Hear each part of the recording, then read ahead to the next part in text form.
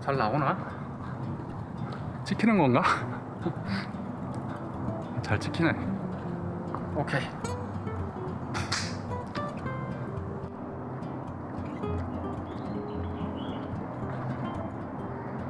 안녕하세요, GY입니다. 영상을 촬영하는 카메라에 있어서 손떨림 방지 기능이 있고 없고는 과연 어떤 차이가 있을까요? 제가 현재 소니 알파 6400하고 6600 두 가지 카메라를 사용하고 있는데, 이 두 카메라가 다른 게 딱 두 가지밖에 없어요. 하나는 손떨림 방지 기능이 있다는 것 하나하고, 하나는 배터리가 조금 바뀌었다는 거예요. 그런데 가격은 한 60만원 정도가 차이가 나는 거죠. 그럼 60만원을 더 주고 소니 알파 6600을 살 이유가 있는지 한번 알아볼게요. 이 이슈에 대해서는 다른 유튜버 분들도 많이 다루었었는데, 손 떨리는 테스트 영상을 보게 되면 피사체도 흔들리고 카메라도 흔들리고, 그래서 어느 정도의 손 떨림이 발생하는지 알아볼 수가 없겠더라고요. 그래서 저는 테스트 영상을 피사체는 고정이 되어 있는 상태에서 카메라를 손에 잡고 이렇게 찍는 그런 방식을 택했어요. 이렇게 찍게 되면 어느 정도의 손 떨림이 발생하고 있는지 이 영상으로 확연하게 차이를 알아보실 수가 있으실 거예요. 물론 브이로그를 촬영할 때 그렇게 들고도 촬영할 때가 있는 거 아니냐, 그렇게 말씀하실 수도 있을 것 같은데, 소니 알파 6400하고 6600은 브이로그용 카메라는 절대 아닙니다. 그 이유는 뭐냐면 무게가 너무 무거워요. 이 카메라를 한 손에 들고 20초 이상 견딜 수가 없어요. 제 이 팔뚝을 보시면 아시겠지만 이 팔뚝 굵다? 뭐 그 정도 수준인데 운동을 좀 해가지고 이 팔뚝으로도 20초 이상을 버티기가 힘들어요. 그렇게 보시면 될 것 같고요. 그리고 사람이 걸어 다닐 때처럼 흔들림이 큰 이런 떨림 같은 경우에는 카메라나 렌즈에 달려져 있는 손떨림 방지 기능으로는 잡을 수가 없어요. 이런 경우에는 짐볼을 쓰셔야 되기 때문에 이번 영상에선 다루지 않을 거예요. 이번 영상에선 그리고 또 사진에 대해서도 다루지 않을 거예요. 그리고 이 렌즈에 따라서도 손떨림이 더 발생하고 덜 발생을 하게 되는데요. 이 망원으로 갈수록 이 손떨림이 더 발생을 하게 되죠. 그래서 테스트를 해보려면 시그마 55mm 렌즈를 양쪽 카메라에 마운팅을 해가면서 테스트를 한번 해볼 거예요. 제가 이 두 카메라의 세팅은 동일하게 해놓은 상태고요. 소니 알파 6600에 달려져 있는 손떨림 방지 기능은 광학식 5축 손떨림 방지 기능이에요. 이거는 센서를 왔다 갔다 움직여서 손떨림을 잡아주는 그런 방식입니다. 반면에 고프로 같은 액션캠은 이 화면이 흔들린 만큼 화면을 잘라내서, 그래서 손떨림을 잡아주는 그런 방식이기 때문에 화질 저하가 조금 있다고 보시면 될 것 같아요. 뭐 그렇다고요. 그럼 손떨림 차이가 어느 정도 발생을 하게 되는지 테스트 영상을 보시면서 한번 제가 말씀을 드릴게요. 테스트 영상을 보시고 계시는데요. 테스트 영상 촬영은 피사체는 고정이 된 상태로 카메라도 손으로 최대한 흔들리지 않게 거치하고 촬영한 영상입니다. 이렇게 촬영을 해야만 손떨림 방지 기능을 확실하게 확인할 수 있는 영상을 촬영할 수 있습니다. 반면에 피사체도 움직이고 카메라도 같이 움직이게 되면 손떨림을 화면에 정확히 담을 수가 없습니다. 6400에 55mm, 6400에 55mm. 테스트 영상을 보시게 되면 소니 알파 6400하고 시그마 렌즈 조합처럼 카메라랑 렌즈에서 손떨림 방지 기능이 없으면 화면이 많이 떨리는 것을 보실 수가 있습니다. 반면에 6600에 소니 55mm. 알파 6600하고 시그마 렌즈 조합은 떨림이 줄어든 영상을 보실 수가 있고요.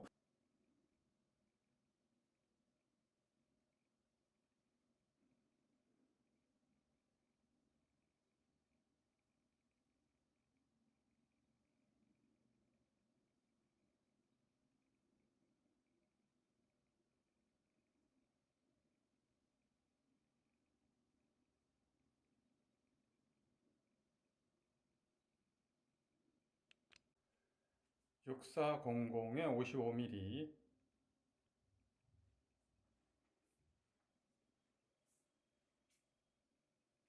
모든 촬영은 제가 카메라를 손으로 잡고 최대한 안 떨리게 그렇게 촬영을 한 것입니다. 그런데도 화면이 많이 떨리는 걸 보면 제가 수전증이 좀 있지 않나 그런 생각이 드네요. 6600에 55mm.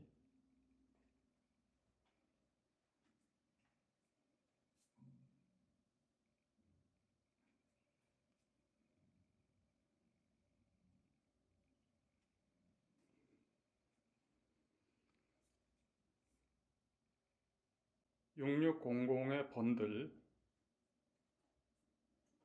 그럼 소니 6600하고 번들 OSS 기능이 있는 렌즈 조합처럼 카메라에도 손떨림 방지 기능이 있고 렌즈에도 있으면 손떨림 방지 기능이 배가가 되는지 궁금하실 텐데요.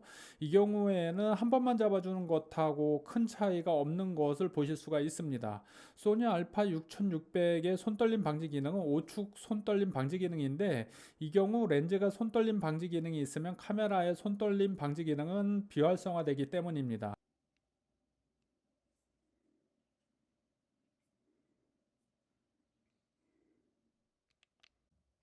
6400의 번들, 6400의 번들,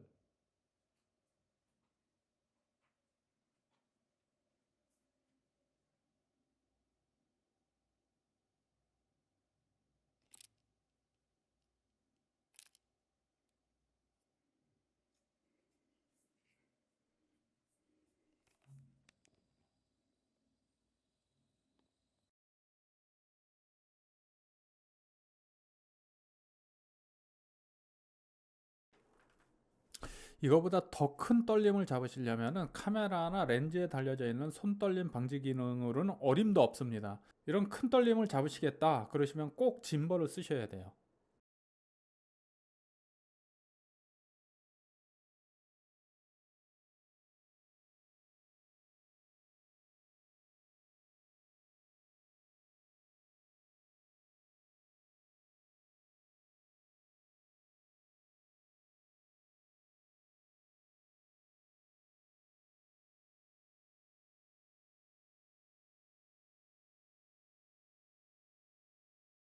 (6600의) 번들,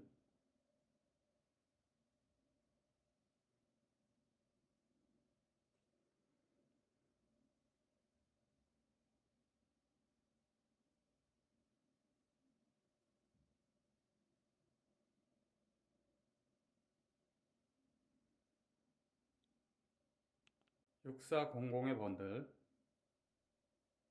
정리를 해보면 손떨림 방지 기능이 있고 없고는 차이가 확실히 있고 카메라와 렌즈에 모두 있을 필요는 없고 두 개 중에 하나만 있어도 된다로 정리하겠습니다. 뒤에서 다시 한번 언급을 드리겠지만 카메라나 렌즈 중에 이왕이면 카메라에 손떨림 방지 기능이 있는 것이 훨씬 더 좋다고 생각이 되어집니다. 6600의 번들,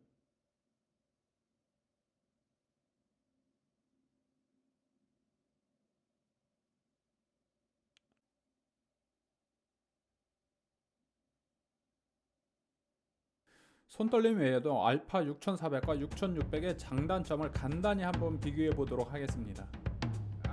지금 땀이 너무 많이 나는데 이거 외에도 소니 알파 6400하고 6600이 다른 게 또 있어요. 동영상 촬영에서 소니 6400은 IAF가 활성화가 안 되지만 소니 알파 6600에서는 IAF가 활성화가 됩니다. 이 IAF가 실제로 써보니까 굉장히 편했는데요. 이게 포커싱을 하다가 중간에 장애물이 있더라도 바로 포커싱을 잡더라고요. 이 정도로 영민한 성능을 보여줬고요. 그리고 그립감이 좀 바뀌었어요. 이 배터리가 커지면서 이 배터리가 이 손잡이 부분에 들어가게 되는데 이 부분이 좀 두꺼워지면서 그립감이 증가했습니다. 반면에 무게는 좀 증가했어요. 배터리가 알파 6400에서 6600으로 오면서 성능이 2배 정도 업그레이드가 되는데요. 제가 처음에 6400을 1년 전에 구입해서 사용할 때는 배터리가 4K 영상을 촬영할 때 한 40분 정도 갔던 것 같습니다. 반면에 소니 알파 6600은 현재 제가 사용을 해보니 4K 영상을 촬영할 때 한 50분 정도 가는 것 같습니다. 성능이 한 2배 정도 올라간 것 같고요. 이건 소니 홈페이지에서도 2배 정도 올라갔다고 표기가 되어 있는데 이거는 뭐 틀린 사항이 아닌 것 같습니다. 이렇게 들고 찍다가 손이 너무 아파가지고 스톱했어요. 저는 솔직히 이 두 카메라를 사용하면서 손떨림 방지 기능보다는 이 배터리 성능이 업그레이드 됐다는 게 더 많이 끌렸는데요. 그 이유는 뭐냐면요. 6400을 사용할 때는 촬영할 때는 4K 영상 촬영할 때는 항상 불안했어요. 이 배터리가 떨어지는 게 이렇게 보였거든요. 뚝뚝뚝뚝 이렇게 떨어졌어요, 배터리가. 그래서 항상 불안한 마음에 영상을 촬영을 하다 보니 퀄리티 있는 영상을 촬영할 수가 없었던 조금의 이유도 있어요. 반면에 소니 알파 6600은 배터리가 잘 버텨주고 있기 때문에 촬영에만 집중해서 몰두해서 할 수 있었다는 게 제일 큰 장점인 것 같아요. 그리고 카메라를 오프할 때 딜레이 타임이 조금 바뀌었어요. 소니 알파 6400에서는 딜레이 타임이 한 4초 정도 걸렸던 반면에 소니 알파 6600에서는 2초 정도로 굉장히 단축이 됐어요. 이거는 카메라 끌 때는 달라졌지만 카메라를 켤 때는 동일해요. 그리고 인터페이스가 조금 바뀌었는데 이건 뭐 거의 동일하다고 보면 됩니다.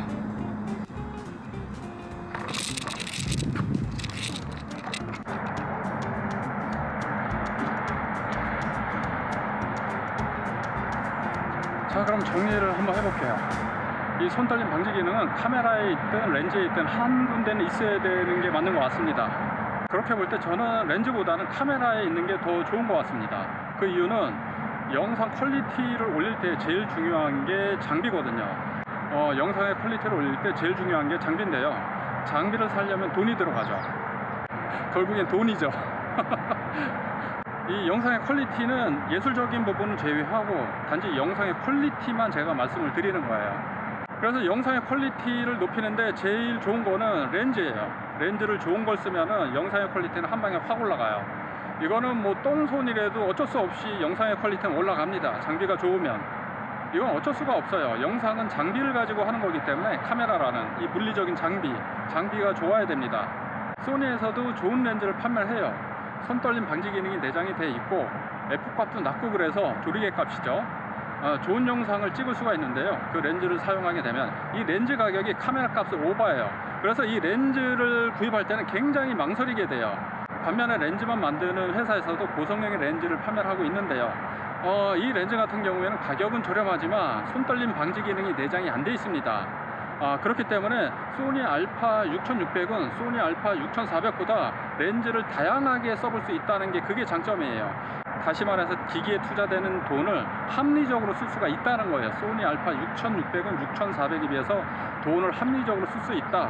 예, 그거를 말씀드릴 수가 있을 것 같고요. 물론 상업용 영상을 촬영할 때는 그렇게 문제가 되지 않지만 뭐 돈에 그렇게 구애받지는 않잖아요. 반면에 유튜브 영상을 촬영할 때는 이 돈을 어디다가 쓸지가 굉장히 중요해요. 영상을 촬영하다가 이 돈에 파묻혀 가지고 영상을 접을 수도 있어요. 이게 굉장히 중요한 사실이고요. 다시 말해서 손떨림 방지기는 두 군데 중에서 한 군데선 잡아주는 게 맞는데 렌즈보다는 카메라에서 잡아주는 게 더 효율적이다, 그렇게 말씀드릴 수가 있을 것 같아요. 그러면은 소니 알파 6400을 팔아버리고 6600을 사는 게 맞냐? 저는 그건 아니라고 봅니다. 만약에 영상을 처음 시작하는 분이 미러리스 카메라가 없다 그러시면 당연히 6600을 사시는 게 맞습니다. 반면에 현재 6400을 사용하고 계시는데 이런 이유 때문에 6600으로 바꿀 이유는 없다, 예, 그렇게 말씀드릴 수가 있을 것 같아요. 현재 소니 알파 6400을 사용하시는 분들은 소니 6600의 후속작을 기대해 보시는 게 더 좋으실 것 같아요. 이 후속작에서는 4K 60프레임 촬영이라든지 요즘 카메라 회사들이 손떨림 방지 기능이 5스텝보다는 5.5스텝을 넣어주는 추세거든요.